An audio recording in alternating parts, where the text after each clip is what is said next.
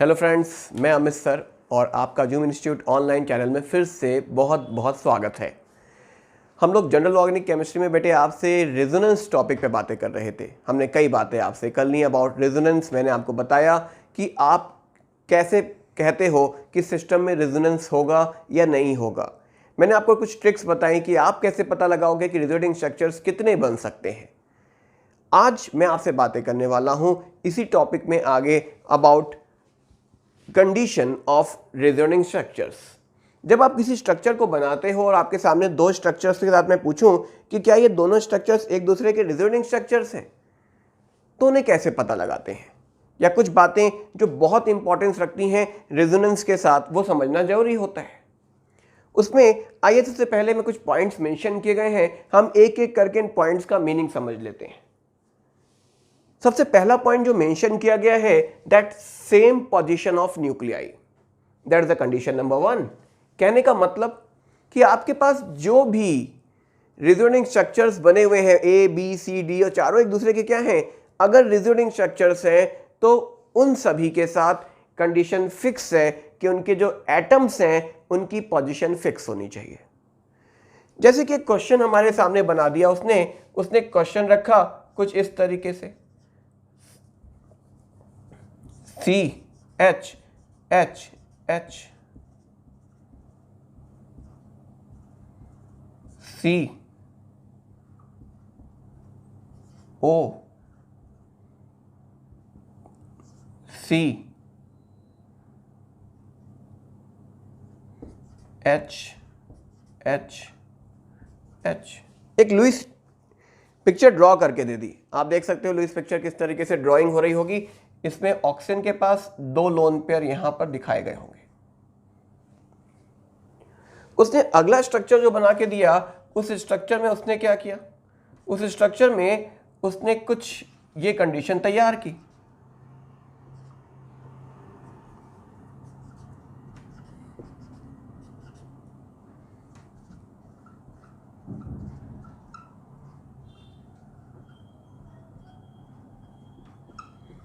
Same इस तरीके का एक प्रॉब्लम एनसीईआरटी बुक में 11th की बुक में भी रेजोनेंस के साथ मेंशन है केमिकल बॉन्डिंग में, इसीलिए मैंने पहले इस पर्टिकुलर टॉपिक पे बातें की आपसे। उसने कहा बताओ ये दोनों स्ट्रक्चर क्या एक दूसरे के रेजोनेटिंग स्ट्रक्चर्स हैं। तो पहले स्ट्रक्चर को अगर आप देखोगे तो पहला स्ट्रक्चर कैसा है, 3 हाइड्रोजन बॉन्ड बना रहे हैं, उसके बाद क्या है, सी के साथ डबल बॉन्ड ओ है, फिर क्या है, फिर CH3 लगा हुआ है। कुछ इस तरीके का स्ट्रक्चर आपको देखने को मिल रहा है। और जो अगला स्ट्रक्चर हमारे पास मेंशन किया गया है, अगर आप उसे देखोगे तो क्या है, HCH double bond C OH और फिर CH3। क्या ये दोनों स्ट्रक्चर्स एक दूसरे के रेजोनेटिंग स्ट्रक्चर्स हैं? तो आप बताओगे कि पहले स्ट्रक्चर और दूसरे स्ट्रक्चर को अगर हम ध्यान से देखते हैं तो ये तो क्लियर हो जाता है कि the both structures are not considered as resonating structures. क्यों नहीं? The condition is what, the position of nuclei should be same, यानी जिन एटम्स की पोजीशन फिक्स है ना, वो अपनी पोजीशन पे ही रहेंगे। यहां आप देख सकते हो कि कार्बन का हाइड्रोजन उठ के क्या हुआ, ऑक्सीजन के पास चला गया। अगर ऑक्सीजन के पास चला गया, इसका मतलब the both conditions are what, ये कंसीडर नहीं की जा सकती कि दोनों स्ट्रक्चर एक दूसरे के रेजोनेटिंग स्ट्रक्चर्स होंगे। रेजोनेटिंग स्ट्रक्चर के लिए कंडीशन क्या है, हर एटम की पोजीशन वही होनी चाहिए, वो चेंज नहीं हो सकती। तो ये तो बात क्लियर हो गई कि हमारा जो पहला स्ट्रक्चर है, ये स्ट्रक्चर हमारा रेजोनेटिंग स्ट्रक्चर नहीं है। तो सबसे पहली बात, रेजोनेंस में आपको क्या क्लियर करना है, तो पहली कंडीशन आपको क्लियर हो जानी चाहिए, that the position should be fix. Condition 2 पे आते हैं। कंडीशन 2 में वो आपसे कह रहा है कि जो नंबर ऑफ पेयर्ड और अनपेयर्ड इलेक्ट्रॉन्स हैं must have the same, however they differ in the way of distribution. मतलब अगर मैं बात करूं आपसे, जैसे कार्बोनेट आयन का स्ट्रक्चर बना लेते हैं, तो इसके पास 2 लोन पेयर, इसके पास 5 इलेक्ट्रॉन, एक निगेटिव का 6 हो गया, ओके। और इसका एक दूसरा स्ट्रक्चर जो उसने बनाया, उस स्ट्रक्चर में हमने ये कर दिया।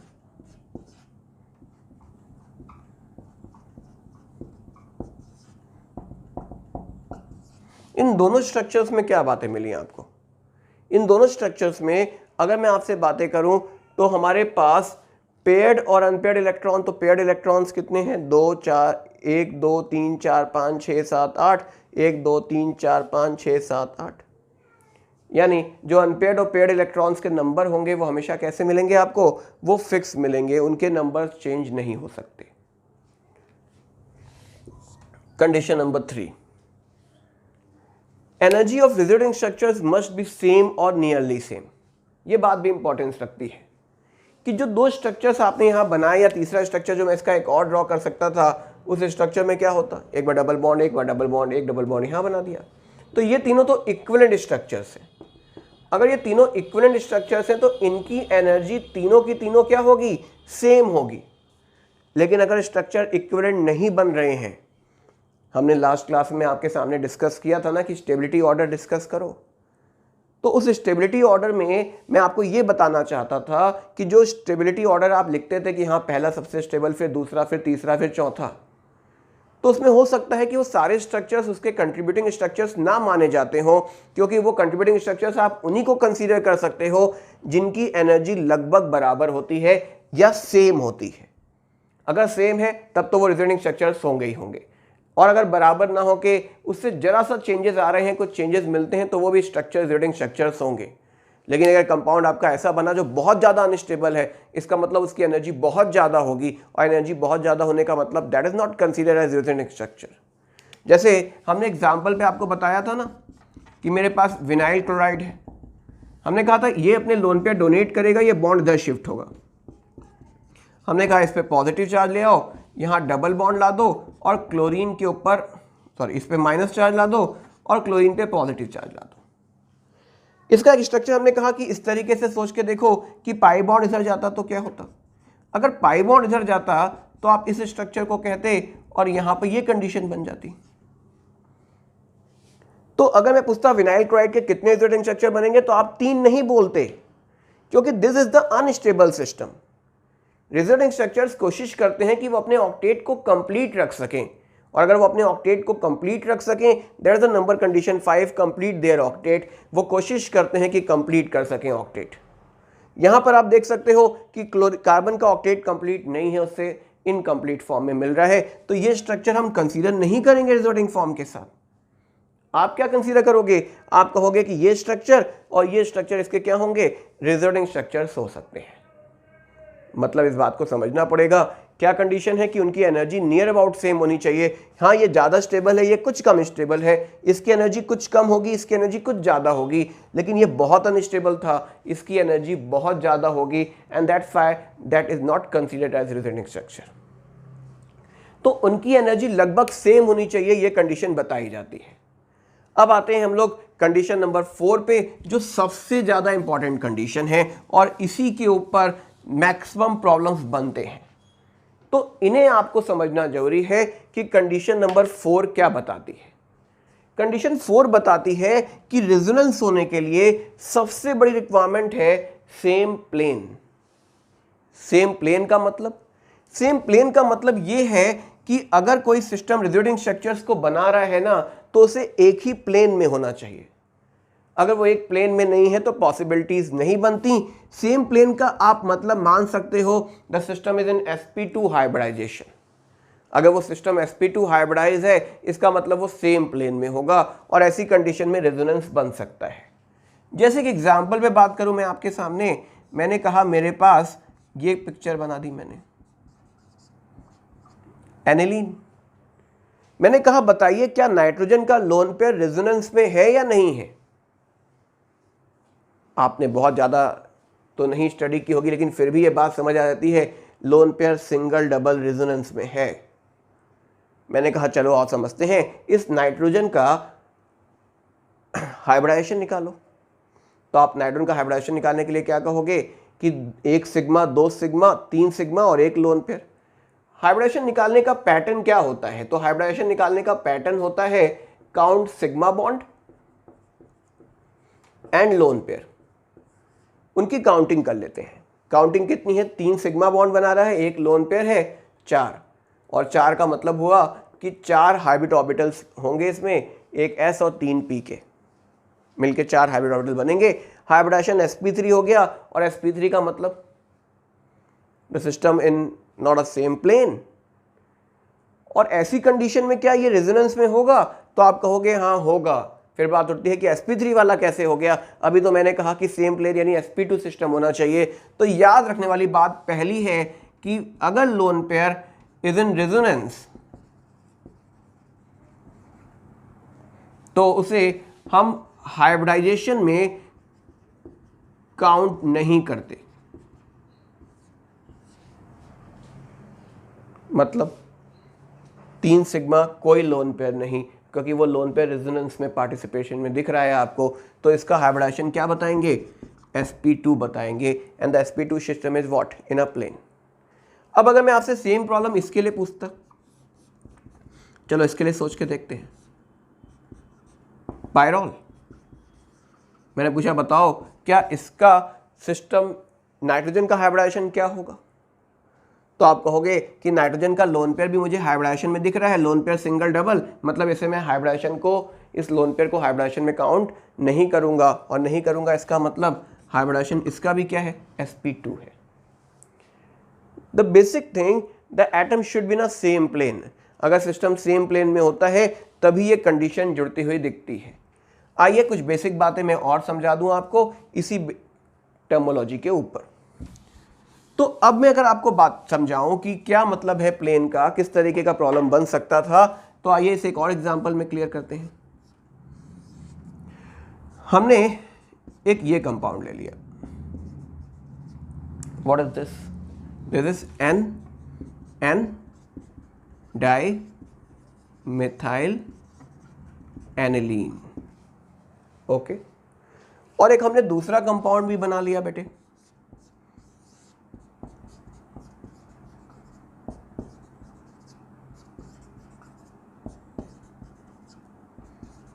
दिस वन, ये क्या है?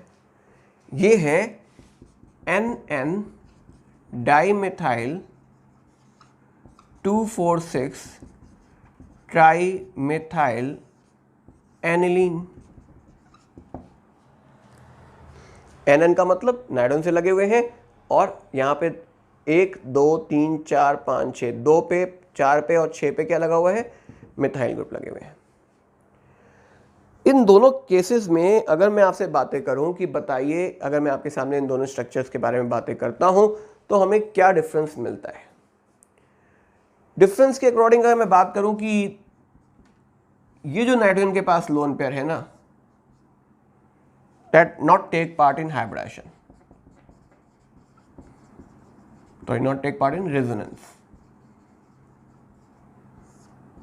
ये रेजोनेंस में पार्टिसिपेट नहीं करेगा। क्यों नहीं करेगा? पार्टिसिपेशन ना होने का बड़ा रीजनिंग है कि ये जो दोनों कार्बन हैं ये बल्कियर ग्रुप्स हैं, यहां भी बल्की ग्रुप लगा हुआ है। ये क्या करेंगे? एक दूसरे पर रिपल्शन लगाएंगे, and that is called a steric hindrance. तो यहां पर एक फैक्टर जुड़ा, स्टेरिक फैक्टर। स्टेरिक हिंड्रेंस क्या करेगा? स्टेरिक हिंड्रेंस होता किस कारण से है? बल्की ग्रुप के कारण, लाइक एल्काइल ग्रुप्स कह सकते हो आप। तो बल्की ग्रुप्स के कारण क्या होगा? इस पे नाइट्रोजन का जो लोन पेयर है इन पे रिपल्शन होगा। प्लेन का मतलब क्या हुआ? प्लेन का मतलब हुआ कि ये इस तरीके से होने चाहिए थे, लेकिन हुआ क्या? इस रिपल्शन के कारण सिस्टम क्या हुआ? अपनी प्लेनरिटी को लूज कर जाता है। मतलब नाइट्रोजन जो प्लेन में लगा हुआ था वो हल्का सा बेंड हो जाता है।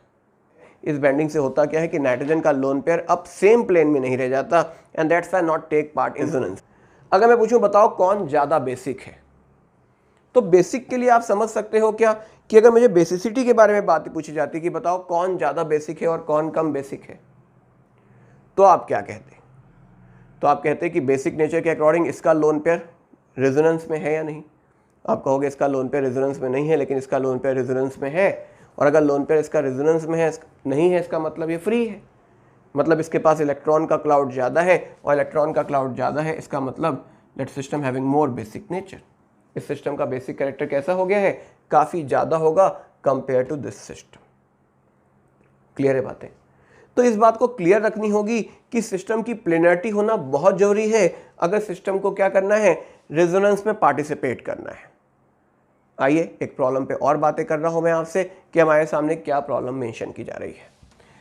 इस बात को क्लियर करना सबसे जरूरी है बेटे कि आपके सामने स्टेरिक हिंड्रेंस दिखता है या नहीं आपको।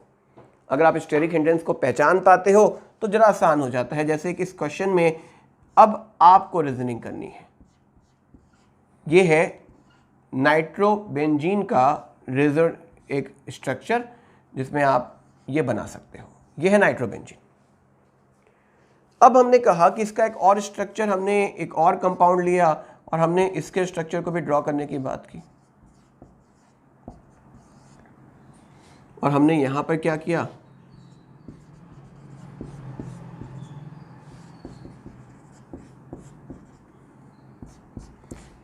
ये कंडीशन बना दी। क्या स्टेरिक हिंड्रेंस दिख रहा है? तो आप देख रहे हो कि जिस ग्रुप के पास काफ़ी बड़ा एल्काइल ग्रुप लगा हुआ है, टर्शरी ब्यूटाइल यानी बहुत बड़ा एल्काइल ग्रुप लगा हुआ है। अगर बहुत बड़ा एल्काइल ग्रुप लगा हुआ है इसका मतलब वो नाइट्रोजन की प्लेनरिटी को लूज कर देगा। नाइट्रोजन सेम प्लेन में नहीं रह पाएगा। नाइट्रोजन कोशिश करेगा कि वो दूर चला जाए, प्लेनरिटी लूज कर दे, और जैसे ही वो अपनी प्लेनरिटी लूज करेगा उसका रेजोनेंस क्या होगा, फिनिश हो जाएगा। मेरा प्रॉब्लम ये नहीं है कि रेजोनेंस है या नहीं। मैंने कहा ये बॉन्ड लेंथ ए है मान लो और ये बॉन्ड लेंथ बी है नाइट्रोजन और कार्बन के बीच में। बताओ ए और बी में क्या रिलेशन होगा? ए बड़ा होगा बी से, बी बड़ा होगा ए से, दोनों बराबर होंगे। मैं फोर्थ ऑप्शन के बारे में बात नहीं कर रहा कि अब बताइए इसके साथ क्या होगा। तो आप कहोगे कि अगर रेजोनेंस होता तो नाइट्रोजन कार्बन के बीच में डबल बॉन्ड कैरेक्टर आता। नाइट्रोजन के पास ये पाई इलेक्ट्रॉन इधर शिफ्ट होते, यहाँ डबल बॉन्ड भी आता, सिंगल बॉन्ड भी आता। लेकिन यहाँ पर अब ऐसा नहीं होगा क्योंकि सिस्टम रेजोनेंस नहीं बना पा रहा। और अगर सिस्टम रेजोनेंस नहीं बना पा रहा इसका मतलब, इसका सिंपल सा मतलब है कि यहाँ पे पार्शियल डबल बॉन्ड कैरेक्टर तो होगा लेकिन यहाँ पार्शियल डबल बॉन्ड कैरेक्टर नहीं बन पाएगा। पार्शियल डबल बॉन्ड कैरेक्टर मतलब बॉन्ड ऑर्डर एक से ज़्यादा, और बॉन्ड ऑर्डर एक से ज़्यादा इसका मतलब बॉन्ड लेंथ कम हो जाएगी। मतलब यहाँ की बॉन्ड लेंथ कम होगी और यहाँ की बॉन्ड लेंथ ज़्यादा हो जाएगी। इसका मतलब आप बताओगे बी इज मोर देन ए। फिर समझिएगा, ये नाइट्रोजन लोन पेयर में रेजोनेंस में नहीं है। अगर रेजोनेंस में नहीं है तो इनके इलेक्ट्रॉन्स नाइट्रोजन की तरफ शिफ्ट नहीं होंगे, लेकिन इनके इलेक्ट्रॉन्स नाइट्रोजन की तरफ शिफ्ट हो सकते हैं। शिफ्टिंग होगी तो नाइट्रोजन के बीच में और कार्बन के बीच में डबल बॉन्ड फॉर्म होगा। यानी एक बार सिंगल बॉन्ड था और डबल बॉन्ड भी आ गया। इसका मतलब सिंगल और डबल बॉन्ड बनने लगा तो पार्शियल डबल बॉन्ड बोल दिया हमने। पार्शियल डबल बॉन्ड मतलब bond order more than one, और बॉन्ड ऑर्डर जो ज़्यादा होता है तो आप जानते हो कि बॉन्ड लेंथ क्या हो जाती है, कम। इसका मतलब ए की बॉन्ड लेंथ कम होगी किससे, बी से। क्लियर है बातें? तो अगर मैं आपसे बातें करूं अबाउट कि हमें क्या इफेक्ट समझना था तो वो आपको क्लियर करना जरूरी है कि बेसिक क्या है about condition for resonating structures के बारे में। And the last condition, complete their octet. Condition ये बताई जाती है कि जो रिजोनेटिंग स्ट्रक्चर्स बनते हैं they are always trying to complete their octet. ऐसा नहीं होता कि वो अपने ऑक्टेट से ज़्यादा पहुंच जाएं। जैसे मैंने कहा कि मान लीजिए मैंने एक कंडीशन ये बना दी आपके सामने, मैंने ये ग्रुप लगा दिया, मैंने कहा बताओ रेजोनेंस है या नहीं है, तो आप कहोगे नाइट्रोजन के पास पूरे ऑक्टेट कंप्लीट है।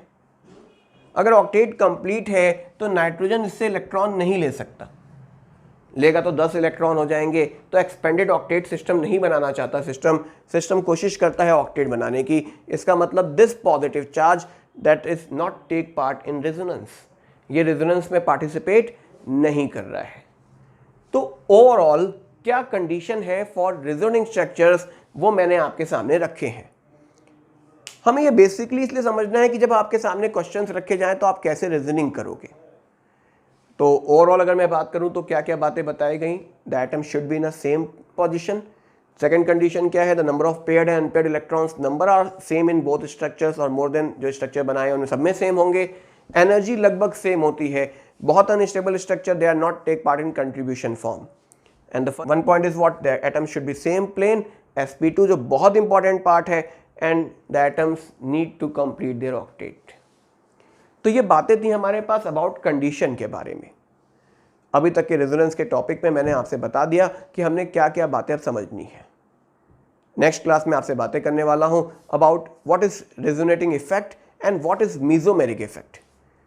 बहुत सारी बुक्स लिखती हैं दोनों इफेक्ट्स एक जैसे एक जैसे एक जैसे, लेकिन मैं आपको बताऊंगा दोनों में डिफरेंस कहाँ होता है। हम कैसे पहचानेंगे plus R minus R, plus M minus M जैसे इफेक्ट्स होते क्या हैं। हम कैसे बातें करेंगे अबाउट स्टेबिलिटी के बारे में रेजोनेटिंग स्ट्रक्चर्स के साथ कि हम कैसे पहचानें कि कौन स्टेबल बनाएगा कंपाउंड, कौन नहीं बनाएगा, ऑर्थोपैरा क्या होंगे, एक्टिवेटर डीएक्टिवेटर्स क्या होंगे। तो बहुत सारी बातें अब हम नेक्स्ट टर्म पे आपसे बातें करने वाले हैं। तो ये सारी बातें हम आपसे नेक्स्ट टर्म पे करेंगे। अगर आपको वीडियो पसंद आए तो प्लीज़ लाइक कीजिएगा। बातें नेक्स्ट टर्म पे होंगी। Thank you.